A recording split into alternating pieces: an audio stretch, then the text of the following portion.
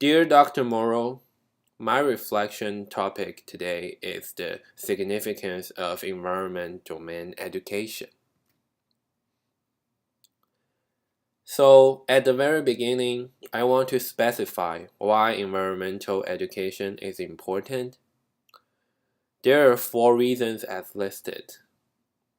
The first reason is environmental pollution is one of the greatest problems that the world is facing today. The second reason is the natural environment fascinates children, and much is to be learned from it. The third reason is it can make students' learning process a healthier one. The fourth reason is children can develop a sense of respect and responsibility for the natural environment, which also contributes to their quality of life over their lifetime. So, how bad is environmental pollution nowadays? As you mentioned in class, China's pollution is so bad. So I want to show you a video that you can have a rough idea about how bad is China's pollution.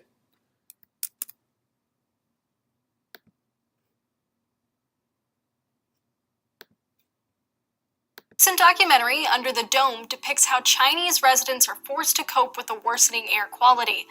In the film, the director says that last year Beijing had 175 polluted days. This is when the smog is so bad that schools are closed and planes are grounded. So just how bad is pollution in China? Well, according to the EU air quality standards, less than 1% of China's population breathes clean air daily. Chinese residents are subject to 40 times the number of microscopic irritants found in smog than is recommended by the World Health Organization. In fact, the former Chinese health minister has attributed the high rates of lung cancer in China to this toxic smog.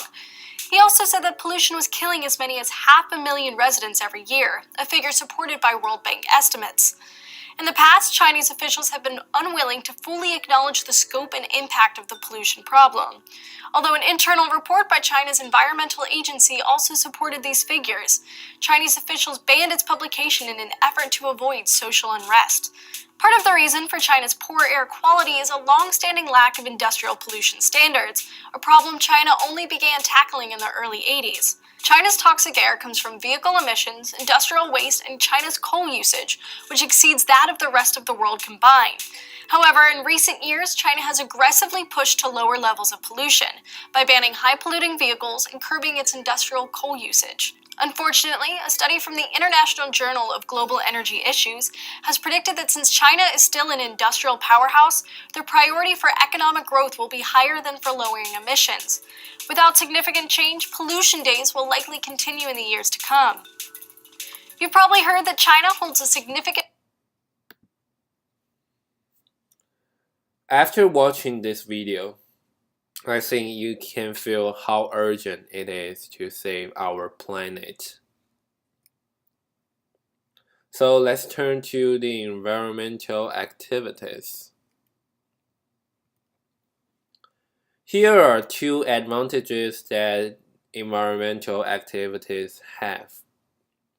The first one is the natural environment fascinates children, and much it is to be learned from it. The second reason is many cognitive and authentic activities may be developed for use in this naturalized setting. So here are some examples of environmental activities. The first one is you can take a natural walk. Take kids for a walk on the wild side with a guided nature tour. Identify inhabitants of the wild and discuss what would happen if their natural habitats were destroyed. After the activity, you can allow your group of brainstorm ideas of how humans can protect the land and animals around us. This is a picture that roughly drawn the idea. Also, you can plant a community garden. Get together with some friends and neighbors to plant a community garden. Each home can plant herbs, fruit, or vegetables to share with the rest of the group. Also, locally grown food is healthier because it is grown with fewer chemicals.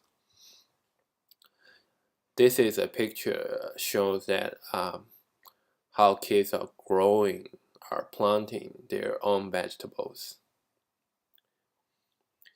Third is you can create an outdoor classroom. You can help kids appreciate nature and its beauty by building an outdoor classroom. With just some wood and nails, you can create an amazing outdoor space that's perfect for observing nature, writing, or lectures. So here is a simple outdoor classroom example.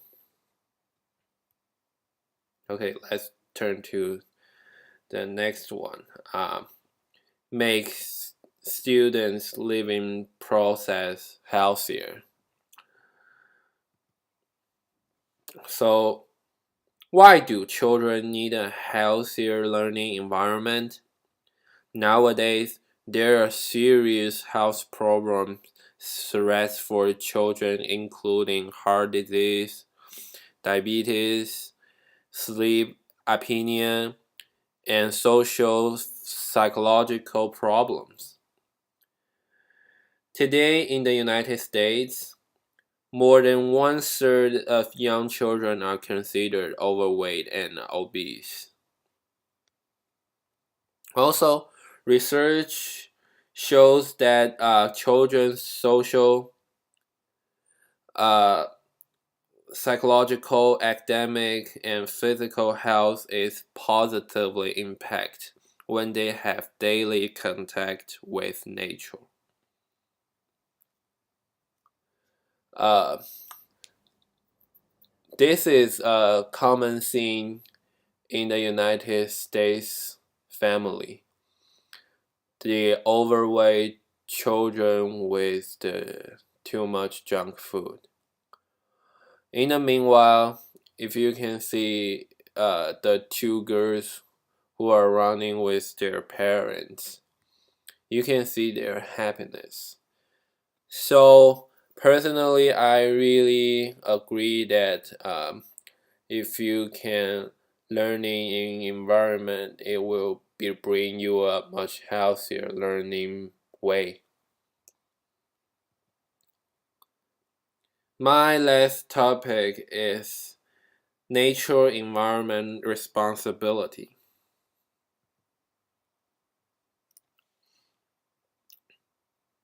When an early childhood program is operated in environmentally responsible ways,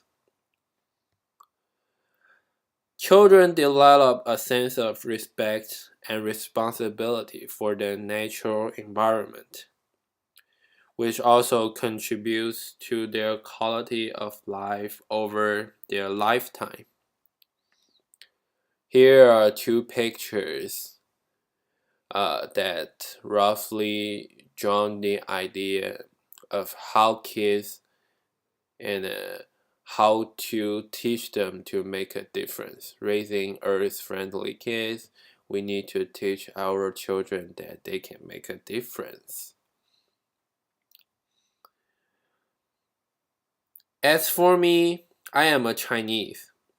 This makes more sense to me because if my generation and my next generation still disregard the pollution problem, maybe we are the last generation of the residency in my country.